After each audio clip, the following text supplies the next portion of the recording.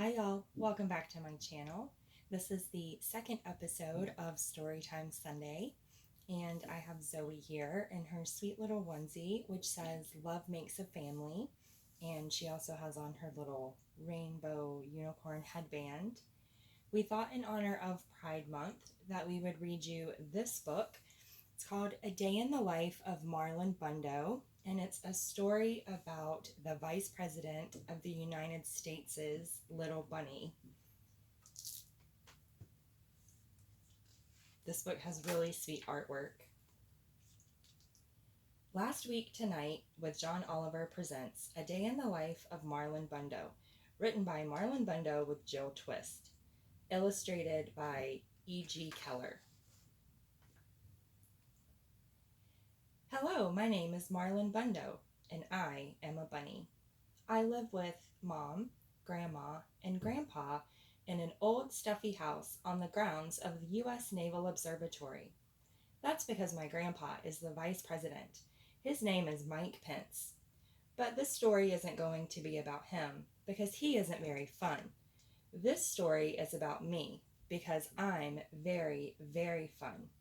This is the story of my very special day. My very special day started out just like every other day. I woke up all alone. Then I ate a fine bunny breakfast all alone while I watched the news all alone. You see, sometimes old stuffy houses are also lonely. After breakfast, I hopped to the garden to look at the flowers and say, "Hello down there," to the bugs. "Hello, Phil." "Hello, Dennis." That is when I saw him. He was a big, fluffy bunny with the floppiest floppy ears and the bushiest bushy tail. He was Bunny Beautiful. I was standing still, but being near him made me feel like my heart was still hopping. "My name is Marlon," I said, "but my family calls me Botus. It's short for Bunny of the United States. It's a long story." "My name is Wesley, and my family calls me Wesley," said Wesley. Wesley and I hopped together all around the garden. We hopped over daisies. We hopped over tiny carrots that weren't ready to grow up to be lunches yet. We hopped over Phil and Dennis. Once we had hopped through every part of the garden, we didn't want to stop hopping, so we hopped right inside the old stuffy house. We hopped up and down the creaky stairs and made beautiful creaky stair music together. We hopped through the kitchen and maybe left a few bunny prints. We hopped through the very boring meetings with very boring people. It was a very good hop. It was the best hop. And I realized something. When I hopped with Wesley, my old stuffy house didn't feel lonely anymore. At the end of our hop, I said, "Wesley, I don't want to hop without you ever again." And Wesley said, "That's funny, because I never want to hop without you, Marlon Bundo, ever again." And we both said, "We will get married and hop together forever."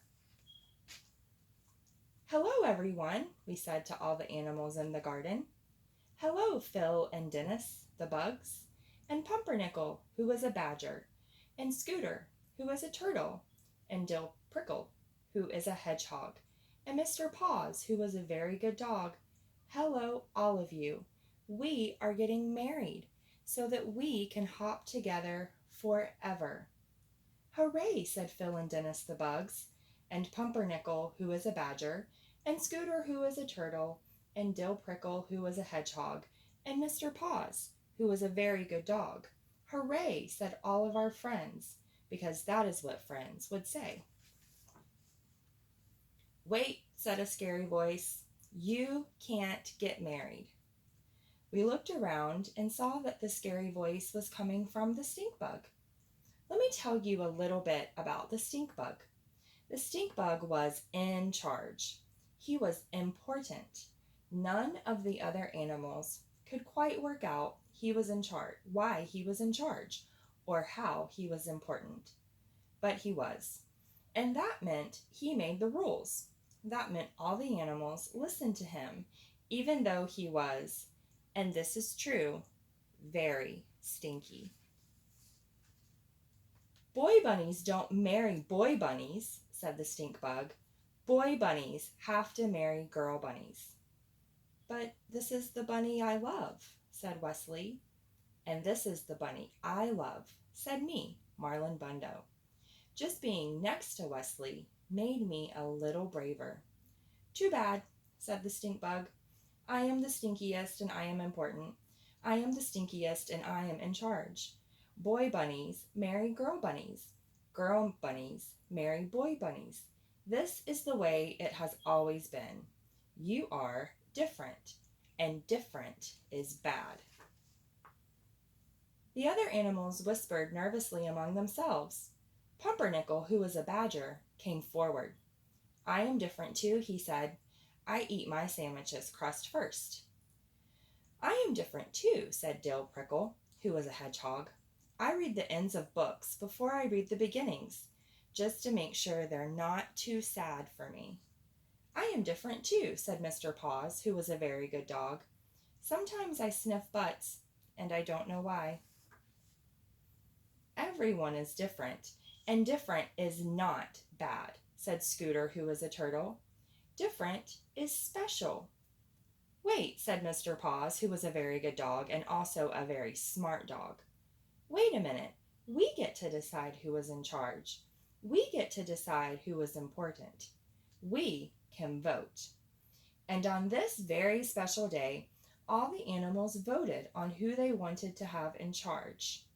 They chose not the stink bug. Hooray, said me, Marlon Bundo. Hooray, said Wesley. Hooray, said all of our friends, because that is what friends would say. No, boomed the stink bug. Boy bunnies can't marry boy You are not in charge, said everyone. So Wesley and I got married. We had 2 handsome groom otters named Muffins and Cubby, and a flower mouse named Hiccup. We ate and drank and danced to the hokey pokey. Dill Prickle was especially good. And the ceremony was performed by a cat named Pajama, who brought her wife as her date. After we ate and drank and danced, we went home. Together. We have to get some sleep, Marlon. Tomorrow we leave on our bunny moon. Because it doesn't matter if you love a girl bunny or a boy bunny, or eat your sandwich backward or forward. Stink bugs are temporary. Love is forever. The end. And I love the little inscription that they've written here. For every bunny who has ever felt different.